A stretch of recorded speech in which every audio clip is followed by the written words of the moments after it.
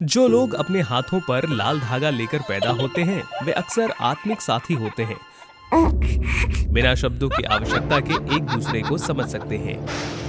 यदि एक व्यक्ति जीवित रहता है तो दूसरे का पुनर्जन्म होना निश्चित है। उनका जीवन एक दूसरे से जुड़ा हुआ है। इस लाल धागे को तोड़ने का इरादा रखने वाले किसी भी व्यक्ति को ये अप्रभावी लगेगा। क्या चुड़ैल हार मान लेगी या वो लाल धागा पाने के लिए दृढ़ रहेगी? आइए अधिक जानकारी जानने के लिए वो फेरी टेल्स को सब्सक्राइब करें। छोटी उम्र से ही जुड़वा बहनों सोफिया और एलिजा के हाथों में लाल धागा था। हालांकि वे अनाथ हो गए थे और उन्हें अनाथालय में रखा गया था। माता पिता के प्यार की कमी के कारण दोनों बहनें एक दूसरे की देखभाल करती और उनकी रक्षा करती। आइए अनुमान लगाने का खेल मिलकर खेलें। बिल्कुल। सोफिया और एलिजा के बीच एक विशेष टेलीपैथिक संबंध था। अंदाजा लगाओ कि मेरा पसंदीदा खाना क्या है? Chicken drumsticks. अंदाजा लगाओ मेरा सपना क्या है? नर्तकी। ये सपना सिर्फ एलिजा के सपने नहीं थे, वे सोफिया के भी थे। सोफिया और एलिजा में एक दूसरे की आंखों में देखकर बिजली पैदा करने की क्षमता थी। आपको उस शक्ति का उपयोग यहाँ दोबारा कभी नहीं करना चाहिए। इससे लोगों को चोट पहुँचने की संभावना है। एलिजा डरपोक और कमजोर थी। अनाथालय में उसके साथी उसे अक्सर परेशान करते थे। सोफिया को तुरंत इसका एहसास हुआ और वो उसकी रक्षा के लिए वहां मौजूद थी। मजबूत और देखभाल करने वाली सोफिया ने एक बहन और माता पिता दोनों की भूमिका निभाई और उसके नुकसान की भरपाई की। जब तक दो परिवार बहनों को गोद लेने नहीं आए तब तक उनका जीवन शांतिपूर्ण था। सोफिया को एक अमीर परिवार द्वारा चुना गया था, जबकि एलिजा एक गरीब और विलंबित परिवार द्वारा चुनी गई। एलिजा, अपना ख्याल रखना, मैं तुम्हें ढूंढ लूंगी। सीमित समय बचे होने पर बहनों ने एक दूसरे को अश्रुपूर्ण विदाई दी। एक नया परिवार होने के बावजूद सोफिया अपनी बहन को खोजने के लिए दृढ़ रही। तुम अभी जवान हो, अंदर जाओ। मुझे एलिजा को ढूंढना है। दिन महीनों में बदल गए और सोफिया, जो अब बड़ी हो गई थी, अपनी बहन के साथ फिर से मिलने के लिए पहले से ज्यादा उत्सुक थी। सोफिया से अनभिज्ञ दुष्ट चुड़ैल हेजल को उनकी अद्वितीय क्षमता के बारे में लंबे समय से पता था और उसने गुप्त रूप से उनका लाल धागा चुराने का लक्ष्य रखा था। मैं इस दिन का काफी समय से इंतजार कर रही थी। वे जितने अधिक समय के लिए अलग रहेंगे, उनकी शक्ति उतनी ही कमजोर होती जाएगी। प्रिय बहनों, मेरी प्रतीक्षा करो। सबसे पहले हेजल एलिजा के घर गई क्योंकि वो कमजोर थी और उसे हराना आसान था। ये लाल धागा मेरा है। एलिजा के दत्तक माता पिता उसे बचाने के लिए दौड़े, लेकिन हेजल ने उन्हें घायल कर दिया। मुझे जाने दो। हेजल ने तुरंत लाल धागा पकड़ लिया और गायब हो गई। जब एलिजा जागी तो उसे एहसास हुआ कि उसके दत्तक माता पिता की मृत्यु हो गई है और वो एक बार फिर से अनाथ हो गई। माँ, पिताजी।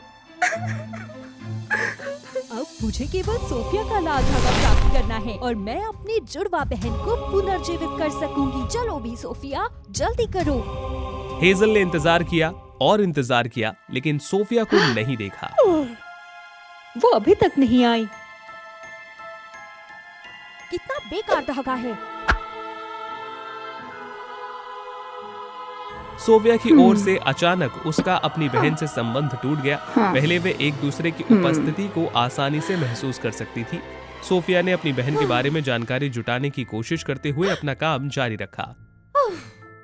सोफिया को नृत्य का शौक था और वो अक्सर महल में कलात्मक कार्यक्रमों में भाग लेने के लिए घर छोड़ देती थी। उसके माता पिता इसे लेकर बेहद चिंतित थे। दूसरी ओर एलिजा लाल धागा खोने के बाद अधिक अंतर्मुखी और आत्म जागरूक हो गई।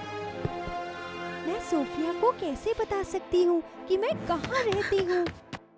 कोई अन्य विकल्प ना होने पर एलिजा अपनी बहन से मिलने की आशा में अनाथालय लौट आई। सोफिया चिंतित थी क्योंकि उसने एलिजा से कुछ नहीं सुना था। उसने उसे खोजने का फैसला किया। सोफिया अपनी मंजिल ना जानते हुए भटकती रही।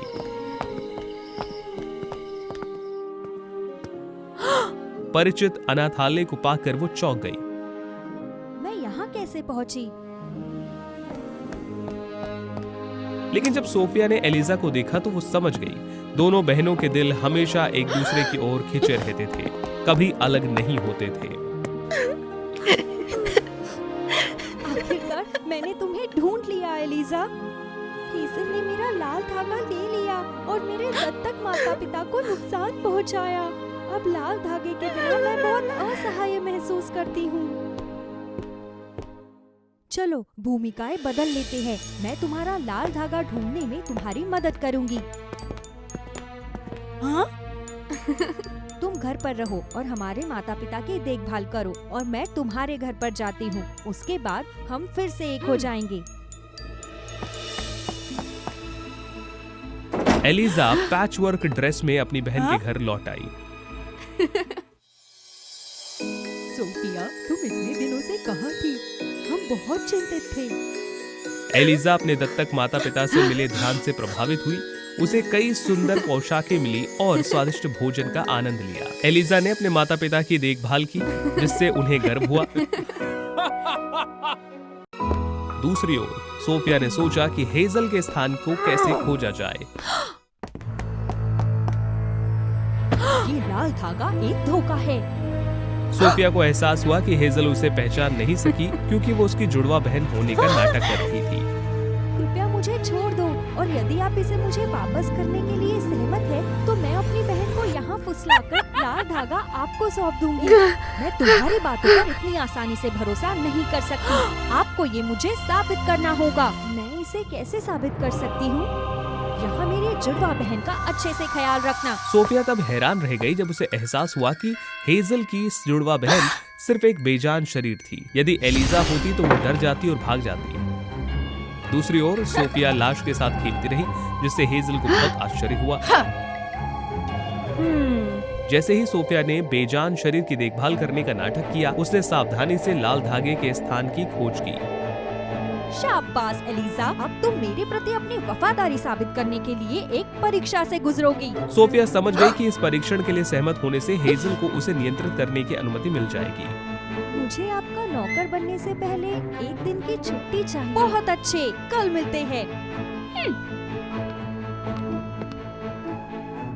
सोफिया ने जितनी जल्दी हो सके लाल धागे को ढूंढने के लिए तुरंत हर कोने की जांच की।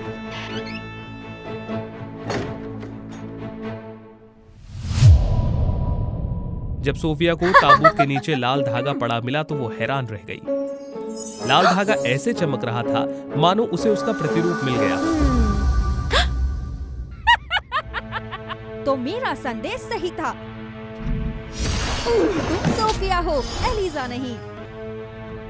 इस बीच एलिजा को एक क्लब में डांस के मालिक ने, जहां सोफिया अक्सर प्रदर्शन करती थी, एक महत्वपूर्ण कार्य में भाग लेने के लिए आमंत्रित किया।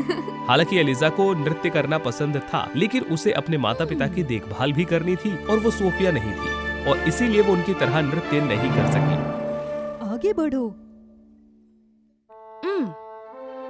एलिजा पहली बार मंच पर खड़ी हुई और दर्शकों ने जोर जोर से जयकारे लगाए। ये मेरा भी बचपन का सपना था। मैं अपनी बहन को गौरवान्वित करवाऊंगी। एलिजा ने खूबसूरती से नृत्य करना शुरू किया, जो कि सोफिया से कम नहीं था। दर्शकों ने उत्साहपूर्वक तालियां बजाईं। प्रदर्शन के अंत में कई लोगों ने उसे फूल दिए और एलिजा को अपनी क्षमताओं पर खुशी और अधिक आत्मविश्वास महसूस हुआ। एलिजा को यकीन था कि सोफिया खतरे में है, वो सब कुछ छोड़कर भाग गई। एलिजा घर वापस आई, लेकिन सोफिया को ढूंढ नहीं सकी। उसे सुराग मिला कि उसकी बहन चली गई थी और वो हेजल के ठिकाने तक उनका पीछा करने लगी। जैसे ही रात हुई, एलिजा धीरे से चुड़ैल के कमरे में घुस गई।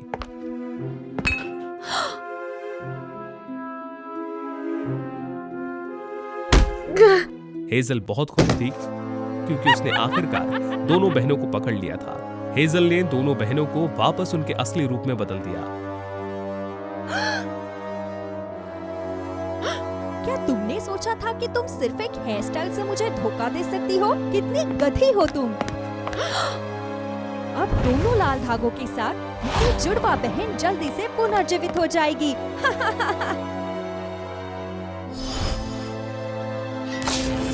हेजल ने एक मंत्र का जाप करना शुरू किया। हेजल की जुड़वा बहन, जो उसकी शिकार भी थी, हिलने लगी और उसने अपनी आंखें खोली। ओह, मेरी प्यारी बहन। अचानक बेजान शरीर एक ज़ोंबी में बदल गया। लाल धागे में केवल अपने मालिक को पुनर्जीवित करने की शक्ति थी। नहीं।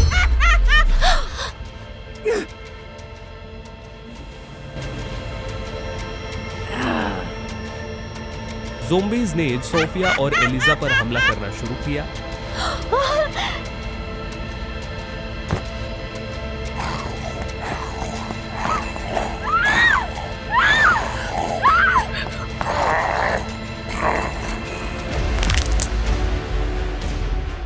वे गतिरोध पर पहुंच गए, लेकिन बहनों ने एक दूसरे को समझदारी से अपनी टेलीपैथिक क्षमता का उपयोग करके उन्होंने आसानी से ज़ॉम्बीज़ को हरा दिया। हमेशा मेरे लिए त्याग करने और मुझे आत्मविश्वास हासिल करने में मेरी मदद करने के लिए धन्यवाद। उपस्थिति में हमारे माता पिता का ख्याल रखने के लिए धन्यवाद। अब चलो घर चलते हैं। सोफिया ने एलिजा को अपने माता पिता से मिलवाया और वे एक सच्चे परिवार की तरह खुशी खुशी साथ में रहने लगे। क्या आप अभिभावक दूतों में विश्वास करते हैं? वे वही हैं जो जीवन भर आपके साथ रहेंगे, आपकी देखभाल करेंगे और आपकी रक्षा करेंगे। कहानी को जानने के लिए कृपया वो फेरी टेल्स को सब्सक्राइब करें। आज रिले, नोरा और ब्रुकलिन नाम के 3 प्रशिक्षु स्वर्गदूतों के लिए एक महत्वपूर्ण दिन है। इससे पहले कि आप आधिकारिक तौर पर अभिभावक देवदूत बने, आपको हाल ही में दिवंगत आत्मा साशा की देखभाल करनी चाहिए। ये एक बहुत ही खास आत्मा है और उसकी पुनर्जन्म की प्रक्रिया सुचारू रूप से चलनी चाहिए। तीनों देवदूत समझ नहीं पा रहे थे कि इतनी छोटी सी जान की देखभाल के लिए उन तीनों की जरूरत क्यों पड़ी। हालांकि वे निश्चित थे कि महादूत के पास इसके लिए एक योग्य कारण होगा। हाँ? क्या हुआ? मैं कहाँ हूँ? हाँ? शांत रहो, आप स्वर्ग में हो और हम पुनर्जन्म प्रक्रिया में आपकी सहायता करेंगे। पुनर्जन्म? लेकिन पहली शाम को साशा टहल रही थी जब वे भयानक गति से दौड़ती हुई घोड़ा गाड़ी से टकरा गई। जब उसने अपनी आंखें खोली तो उसने खुद को स्वर्ग में पाया। वो इस बात को स्वीकार नहीं कर पा रही थी कि उसकी जिंदगी इतनी अचानक कैसे खत्म हो गई। उसके चेहरे पर चोट का निशान वो उस घटना का होना चाहिए। वे तीनों साशा को पदनाम के महल तक ले गए। ये आपका संगीत बक्सा है। हाँ? प्रत्येक आत्मा को अपने भाग्य और पृथ्वी पर उनके पास मौजूद सीमित समय को अपनाने की जरूरत है। हाँ? निधन के बाद प्रत्येक आत्मा को उनके जीवन को प्रतिबिंबित करने के लिए एक संगीत बक्सा दिया जाता है। 7 दिनों के भीतर हमारी जिम्मेदारी है कि आप जो कहानी सुनाते हैं उसे उजागर करके संगीत तैयार करने में आपकी मदद करें। यदि आपका संगीत सुंदर है तो आप विषाधिकार प्राप्त जीवन में पुनर्जन्म लेंगे। यदि ये सामान्य है तो आप एक सामान्य नागरिक होंगे, लेकिन अगर संगीत बेसुरा है तो आप निम्नलोक के प्राणी बन सकते हैं। महादूत आपके संगीत की समीक्षा करेंगे। क्या ऐसा है? अगले दिनों में स्वर्गदूतों की सावधानी पूर्वक देखभाल के बावजूद साशा चुप रही और बोलने से इनकार कर दिया। तीसरे दिन ब्रुकलिन को एक विचार आया। उसने अगले अवतार में साशा के आदर्श जीवन का भ्रम पैदा किया। कौन जानता है, शायद तुम राजकुमारी बन जाओ। क्या ये अच्छा नहीं होगा? स्वर्गदूतों के उत्साह ने अंततः साशा को अपनी जीवन कहानी साझा करने के लिए मना लिया। उनमें संगीत के प्रति स्वाभाविक प्रतिभा थी और अपनी मां की अस्वीकृति के बावजूद उन्होंने अपने जुनून को जारी रखा। 16 साल की उम्र में जब उन्होंने शहर के भव्य थिएटर में राजा के लिए प्रदर्शन किया तो वो चमक गई। बाद में उनका स्वरचित और प्रस्तुत संगीत हर जगह प्रसिद्ध हो गया। लेकिन साशा को इस बात का अफसोस है कि वो इस दुनिया को छोड़ने से पहले अपनी मां को अलविदा नहीं कह सकी। ये भारी दुख मुझे अपनी कहानी साझा करने में असमर्थ बना देता है। अब मैं समझ गई, मैं आपके लिए एक गाना बनाऊंगी। रुको, कुछ ठीक नहीं लग रहा। ध्यान से देखिए, ये वही कबूतर है जिन्होंने अपने संगीत के निर्माण के दौरान झूठ बोला था, इसलिए उन्हें सजा दी गई है। यदि आप झूठ बोलते हैं तो आप इन कबूतरों में से एक बन सकते हैं। उससे सच्चाई बयां की जा रही है। उसके शब्दों को सत्यापित करने के लिए तीनों स्वर्गदूतों ने साशा के जीवन के सबसे महत्वपूर्ण क्षण का भ्रम पैदा करने का निश्चय किया। वो समय जब उसने राजा के लिए गाना गाया और उसे उस कार्यक्रम को फिर से बनाने के लिए कहा गया। यहाँ बहुत भीड़ है। मंच के डर और भीड़ के डर पर काबू पाने के बाद वो गाने में अपनी आवाज उठाने की हिम्मत नहीं जुटा सकी। मैं ये नहीं कर सकती, मैं बस नहीं कर सकती। मुझे पता था कि वो झूठ बोल रही है। आइए, हमें साशा को उसके जीवन की धुन को ईमानदारी से पूरा करने में मदद करने की जरूरत है। साशा की ओर से वो अपने बारे में सच्चाई का सामना करने से बचती हुई भागती रही। वो बादलों के समूह के बीच पूरे 2 दिनों तक छिपी रही। एक भागी हुई आत्मा की खबर महादूत के कान तक पहुंच गई। तुमने साशा को इस तरह से भागने क्यों दिया? महोदय, साशा ने झूठ कहा। यह अच्छा नहीं है। जल्दी जाओ और उसको ढूंढो, अन्यथा स्नातक स्तर की पढ़ाई का सवाल ही नहीं उठता। मिकी, एक कबरू जो कबूतर को चराता था, ने उसकी बातचीत सुन ली। ऐसा लगता है कि मुझे जल्द ही एक नया कबूतर मिलने वाला है। तुम जाओ साशा को ढूंढो। 7वें दिन तक कबूतरों के झुंड ने साशा के छिपने की जगह का पता लगा लिया। आपने कब तक दौड़ने की योजना बनाई है? नहीं, दूर रहो। अनजाने में उसकी नजर सच्चाई के दर्पण पर पड़ी, जिसने उसे अपनी सबसे भयानक यादों का सामना करने के लिए मजबूर किया। साशा का परिवार गरीब किसान था। उन्हें ऊंचे सपने देखने में हतोत्साहित किया गया और इसके बजाय उसे एक स्थिर नौकरी खोजने का आग्रह किया गया। इस प्रकार उन्होंने उसे गाने से मना कर दिया। फिर भी साशा ने अपनी मां की इच्छा का विरोध किया और एक संगीत प्रतियोगिता में भाग लिया। वहां वो दर्शकों और सख्त जजों से डर गई। गाने में असमर्थ होने के कारण उसे पता चला कि वो मंच के डर से पीड़ित है। हड़बड़ी में साशा ने भागने की कोशिश की, लेकिन फिसल गई और उसके चेहरे और चोट पर निशान आ गई। बाद में साशा का आत्मसम्मान गिर गया। वो एक साधारण जीवन जीने लगी और केवल करीबी परिवार की उपस्थिति में गाने का साहस कर पाती। जीवन भर उसकी धुन अधूरी रह गई।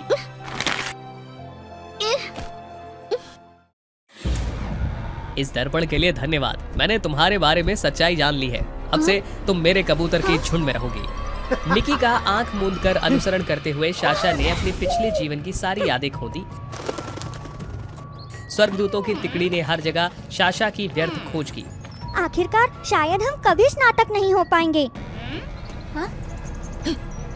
तभी उन्होंने मिकी को एक नए कबूतर के साथ देखा। कबूतर के चेहरे पर साशा की तरह ही निशान था। देखो, ऐसा लगता है कि मिकी ने साशा को उस कबूतर में बदल दिया है। उन्होंने अस्थायी रूप से मिकी पर नियंत्रण मंत्र का इस्तेमाल किया और समय रहते साशा को बचा लिया। हालांकि साशा को अब कुछ भी याद नहीं रहा था और अब वो कुछ बोल भी नहीं सकती थी। हमारा एकमात्र रास्ता है साशा को मेमोरी बक्से में ले जाना। मेमोरी वॉल्स में प्रत्येक आत्मा की यादें सम्माहित थी। यहाँ आओ।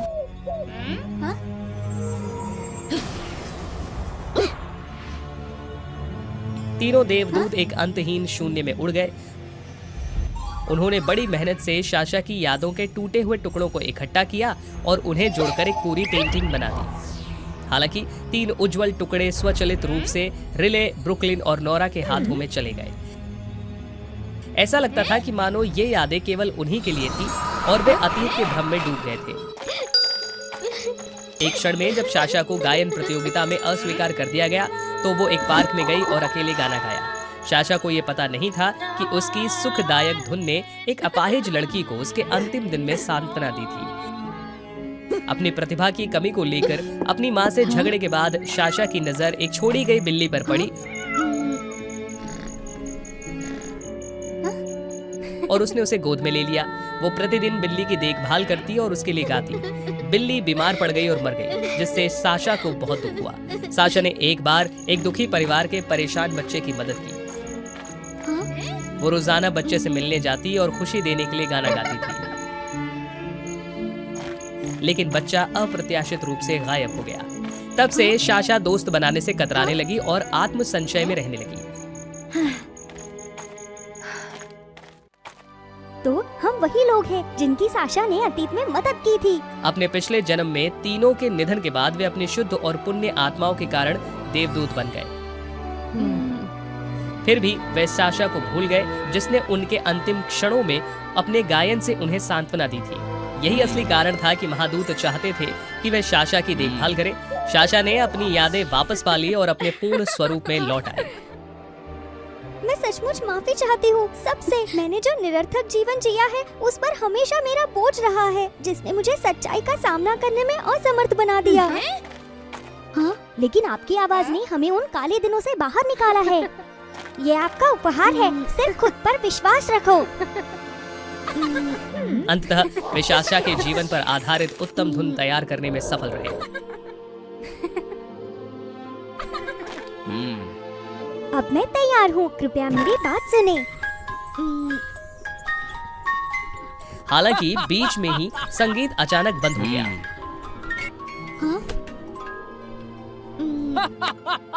गाना जारी न रह पाने का कारण यह है कि साशा अभी भी जीवित है। आपका आत्मविश्वास पुनः प्राप्त करने में मदद करने के लिए ये मेरी योजना थी। इसके अलावा स्वर्गदूतों की तिकड़ी अपने उपकारक को पहचानने के लिए भी। अब से आप आधिकारिक तौर पर संरक्षक हैं, साशा और मानवता की रक्षा कर रहे हैं। साशा को एक बार फिर जीने का मौका मिला। अपने सपनों के साथ पूरी शिद्दत से जीने के लिए उसके लिए एक जिंदगी ही काफी थी। अंत में उसने अपना शानदार राग पूरा किया। वो जानती थी कि जब तक वो अच्छा करती रहेगी, अभिभावक देवदूत हमेशा उसके साथ रहेंगे और उसकी देखभाल करेंगे। तैरते सफेद बादलों के ऊपर स्थित चमकीले रंगों से भरपूर एक खूबसूरत जगह थी, जो प्रशिक्षु राशियों का घर था। प्रत्येक राशि की अपनी अपनी जिम्मेदारी थी, जो उनकी क्षमता के अनुरूप थी। उन्हें राशियों की रक्षक देवी एथेना द्वारा सावधानी पूर्वक चुना और प्रशिक्षित किया गया। अंतिम चयनित धनु एक सुंदर और गतिशील राजकुमारी थी। नई भूमि में प्रवेश करने का मौका पाकर राजकुमारी धनु वास्तव में उत्साहित थी। फिर वो इधर उधर दौड़ती रही। उसने कन्या, जो कि एक बहुत साफ सुथरा व्यक्ति था, को वास्तव में चढ़ा दिया। अपने लापरवाह चरित्र के कारण धनु को कन्या द्वारा उसे दी जाने वाली चिड़चिड़ी नजर से कोई आपत्ति नहीं थी। कन्या राशि ने धनु राशि वालों को सबक सिखाने की ठान ली, क्योंकि वो उसे अब और परेशानियां पैदा नहीं करने देगी। उसने सिर्फ एक ही जाल बिछाकर काम किया। सब कुछ व्यवस्थित करने के बाद उसने विजयी होकर कन्या के फंसने का इंतजार किया। बहुत लंबे समय तक इंतजार नहीं करना पड़ा। कन्या ने देखा कि सजिटेरियस उस जाल के ठीक सामने आ गया था। वह कुछ ला रही थी। वो सावधानी से एक एक कदम रख रही थी। अचानक एक डमी प्रकट हुआ, जिससे वो चौंक गई। उसके हाथ के अंदर की चीज भी ऊंची उड़ गई, फिर जमीन पर गिरी और टूट गई।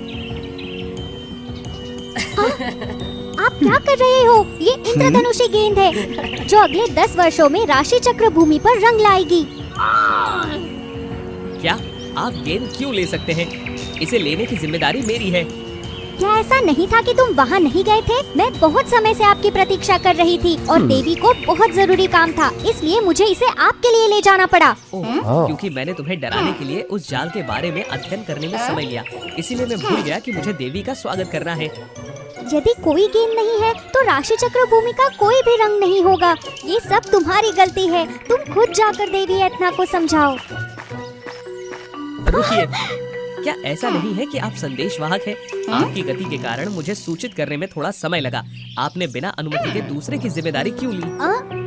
ठीक है, क्योंकि मुझे वास्तव में इंद्रधनुषी गेंद में दिलचस्पी है, लेकिन मुझे इसके पास जाने का कोई अधिकार नहीं है, इसलिए मैंने इसे छूने का मौका लिया। मुझे उम्मीद नहीं थी। तो इसमें आपकी भी गलती है। अब हमें क्या करना है? समारोह में बस कुछ ही घंटे बचे हैं। यदि हमारे पास नई गेंद नहीं है तो राशि चक्र की भूमि अपना सारा रंग खो देगी। बिना किसी ऊर्जा के सब कुछ उबाऊ होगा। मैं इसके साथ नहीं रह सकती। शायद हमें देवी एथना को ढूंढना होगा और माफी मांगनी होगी, फिर उनसे मदद मांगनी होगी। लेकिन पुरानी इंद्रधनुषी गेंद की ऊर्जा खत्म होने में कुछ ही घंटे बचे हैं। अगर हम एथना देवी के रिपोर्ट आने का इंतजार करेंगे तो बहुत देर हो जाएगी।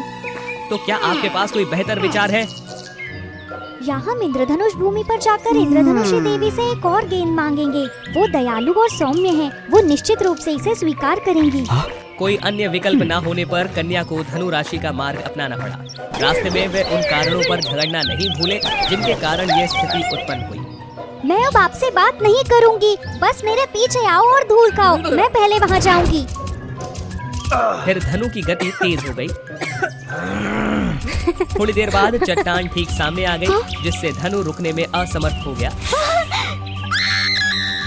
सौभाग्य से वो बेल में लटक सकती थी और ऊपर चढ़ सकती थी।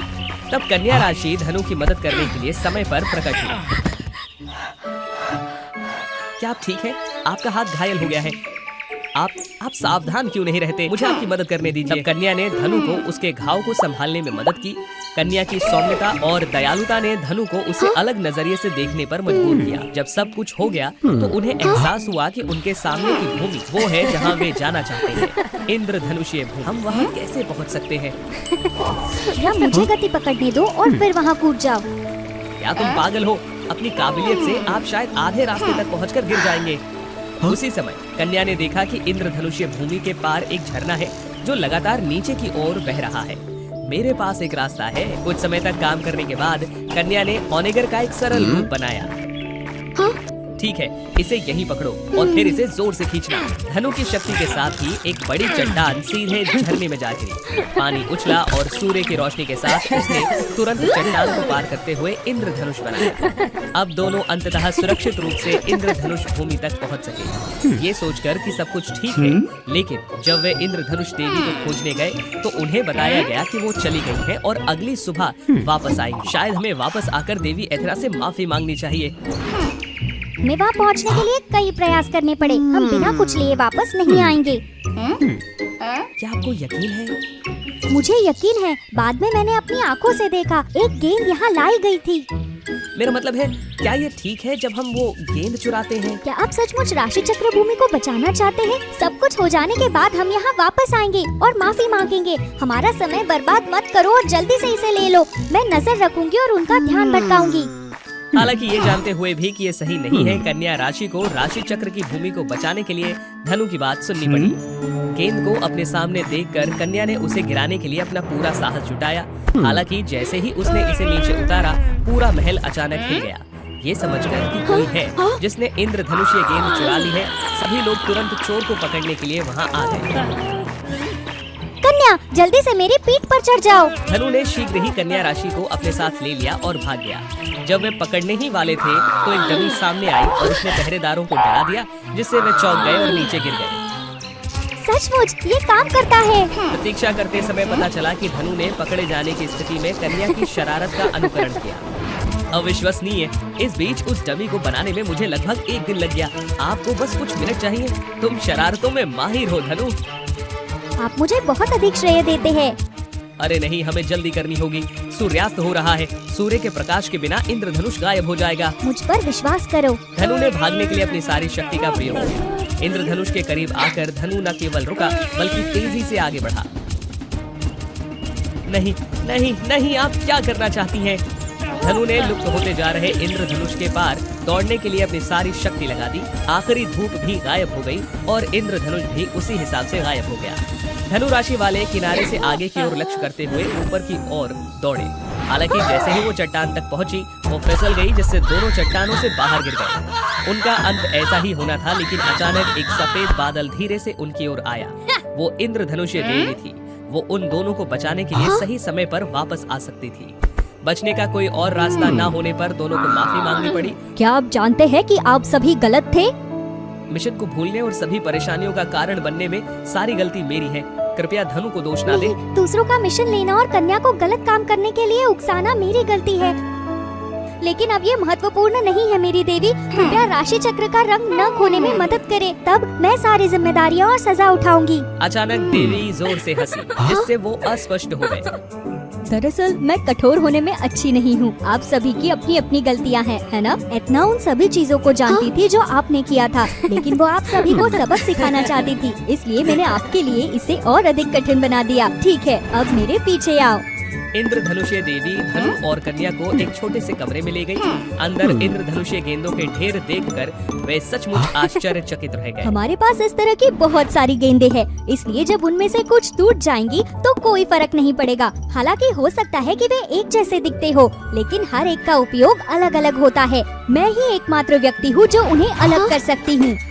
ये रहा रंग बनाने वाली गेंद। इसे जल्दी से समारोह के समय पर वापस लाएंगे। गेंद वापस प्राप्त करते हुए दोनों ने खुशी से इंद्रधनुष देवी को धन्यवाद किया। फिर जल्दी से राशि चक्र भूमि पर वापस चले आए। समारोह शुरू होने के ठीक समय पर दोनों वापस इसे ले आए। हर कोई बहुत लंबे समय से इनका इंतजार कर रहा था। एथेना की अनुमति के तहत धनु और कन्या को सम्मान पूर्वक नए रंग की गेंद से उनके स्थान पर प्रतिस्थापित किया गया, लेकिन उन्हें उचित सजा भी भुगतनी पड़ी। एक छोटी सी यात्रा के बाद उन दोनों को एक दूसरे के बारे में और अधिक समझने का मौका मिल गया और वे अधिक मित्र मुझे लगता है कि मेरे लिए ज्यादा सजा है, क्योंकि तुम्हें भी रोज रोज सफाई का काम पसंद है। बस थोड़ा और काम करो, बस वापस आओ और थोड़ा आराम करो। मैं तुम्हारे लिए ये कर सकता हूँ। नहीं, इसे खत्म करने के लिए मैं आपके साथ करूँगी। मैं दोस्तों को कभी नहीं छोड़ूंगी। हाँ? बस मेरी बात सुनो। इसी बीच उन्होंने वो काम लेने की कोशिश की तो गलती से वे इंद्रधनुष्य गेंद से टकरा गए। गेंद धीरे धीरे उनकी आंखों के सामने जमीन में गिरी, फिर टुकड़े टुकड़े। आसपास की जगह ने तुरंत अपना सारा रंग अरे नहीं, फिर से।